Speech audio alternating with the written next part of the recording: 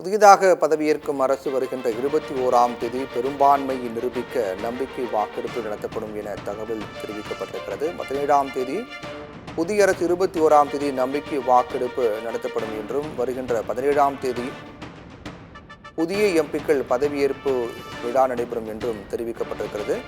பாஜக கூட்டணி அரசு நம்பிக்கை வாக்கெடுப்பில் ஆதரவு கட்சிகள் வாக்களித்தால் மட்டுமே வெற்றி பெற வாய்ப்பு இருக்கிறது. அதன் அடிப்படையில் பார்த்தோம் என்றால் நம்பிக்கை வாக்கெடுப்பு நடத்துவதற்கான வாய்ப்பு அதிகமாக இருப்பதாக கூறப்படுகிறது. நடந்து முடிந்த நாடாளுமன்ற மக்களவை தேர்தலில் பதிவான வாக்குகள் எண்ணிக்கை முடிவில் எந்த கட்சிக்கும் தனி பெரும்பான்மை கிடைக்கவில்லை.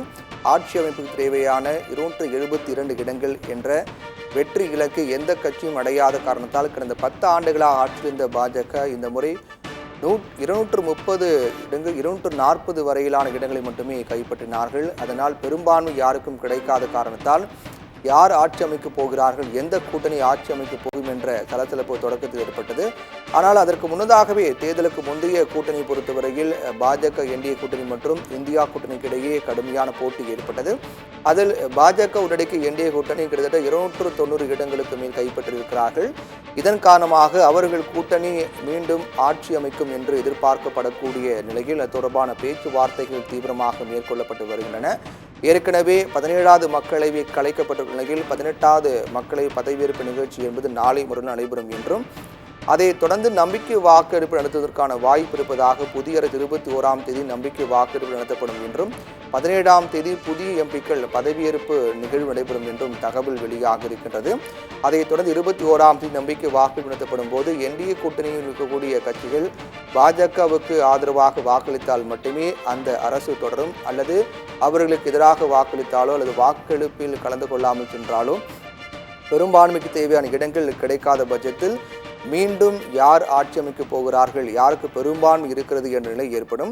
பாஜக கூட்டணி கட்சிகள் பாஜகவுக்கு ஒருவேளை வாக்களிக்காவிட்டால் பாஜக அரசு பதவியேற்பதில் பாஜக அரசு தொடர்வதில் சிக்கல் ஏற்படும். அதைத் தொடர்ந்து மீண்டும் நம்பிக்கை வாக்கெடுப்பு நடத்தப்பட்டு யாருக்கு பெரும்பான்மை உள்ளது என்ற அடிப்படையில் அவர்கள் பதவியேற்பார்கள்.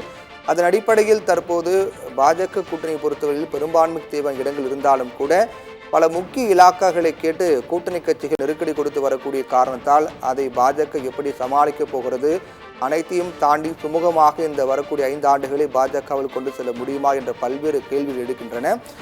மறுபுறம் இந்தியா கூட்டணி பொறுத்தவரையில் கூட்டணி கட்சிகளுக்கான கதவு எப்போதும் திறந்திருக்கும் என்றும், ஜனநாயகத்தை காக்க வேண்டும் என்று நினைப்பவர்கள் இந்தியா கூட்டணியோடு சேரலாம் என்றும் காங்கிரஸ் கட்சியினுடைய தலைவர் மல்லிகார்ஜுன கார்கே அறிவித்திருக்கிறார். அதைத் தொடர்ந்து தற்போது கூட்டணி கட்சிகள் பொறுத்தவரையில் நிலைப்பாட்டின் என்ன, இந்தியா கூட்டணியோடு சேருவார்களா அல்லது என்டிஏ கூட்டணி தொடர்வார்களா என்ற கேள்விகளுக்கு பதில் காணும் வகையிலான நம்பிக்கை வாக்கெடுப்பின் போதுதான் உறுதியாக தெரிய வரும்.